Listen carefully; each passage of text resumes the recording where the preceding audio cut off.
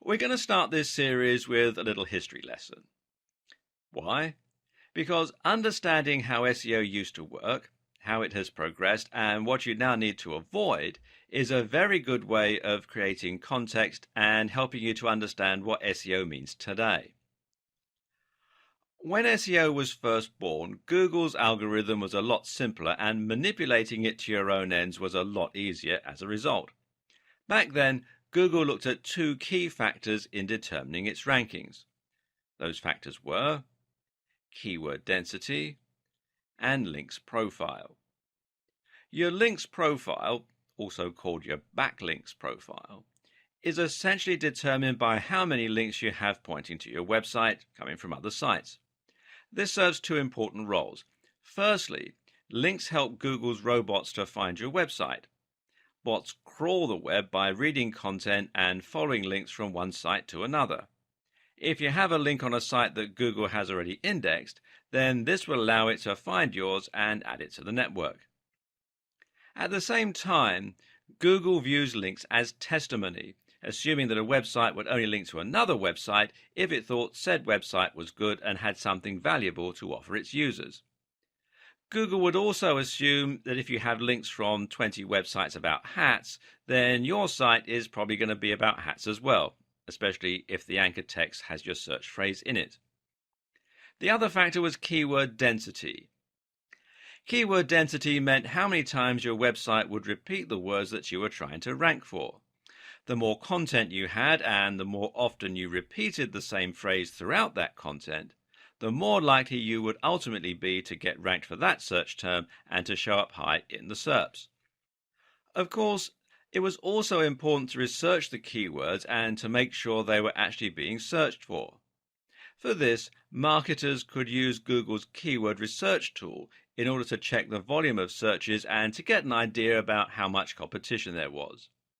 A savvy optimizer would then be able to look at terms with the highest search volumes and lowest amount of competition and then try to rank for those phrases specifically. This simple algorithm makes a lot of sense in theory and should have helped Google to find content that people would be looking for quickly and easily. It would read the content in order to see which site was the most relevant for that term, and it would look at which sites had the most links from other websites. But the problem was, people eventually cottoned on to the way this worked and began to take advantage of it. Search engine optimizers realized that all they had to do to get to the top of Google was to create as many links and as much content, with keywords, as possible. So webmasters began to spam link directories and content farms, submitting their links everywhere they possibly could. They began to pay other content creators to place links on their pages, and they would also trade links. Most websites ended up with a massive list of links somewhere on one of their pages, and these would just be other random sites that had contacted them and asked to exchange links. Worse was what started to happen to content. In a bid to create as much content as possible and to use the keywords as often as possible, creators began to churn out content in huge quantities while giving no regard to quality. They also began using keyword stuffing, which essentially means repeating keywords over and over again, even when it doesn't make any sense. A typical website from the early 2000s might read, "Are you looking to buy hats online? Then you have come to the right Buy Hats Online website. This is the best place to buy hats online for anyone who wants to buy hats online, Carolina." As you can see, this content is completely nonsensical and will be highly off-putting for any real visitors looking to make a purchase. And then it got worse still. Creators began to actively steal content from other site owners and spin it in order to make it unique. Now, Google won't rank duplicate content, otherwise it would risk making every search result identical.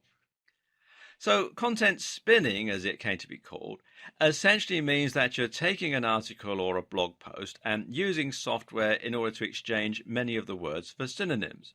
So a sentence that read, "These are the softest, warmest and most attractive hats on the net," would become, "These are the most comfortable, most insulating and most beautiful hats on the web."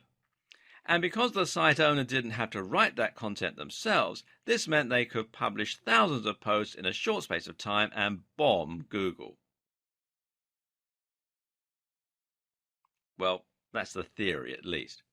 The reality is that, unfortunately, most spinners do this instead. These is the squitty-ish, hottest and very best beautiful hats on the fishing net. Again, it's just gibberish. So, by placing thousands of links on other sites, using their keywords as the anchor text, and by filling their sites with tons of useless content, website owners were able to get themselves to the top spot of Google. This system was so easy to abuse that some people could even get completely unrelated websites to the top of specific SERPs against the owner's will. You could make it so that searching for Big Idiot would bring up a picture of your friend, for example. This was called a Google bomb. Obviously, this started to make a mess of Google's results, and so Google had to adapt and get smarter.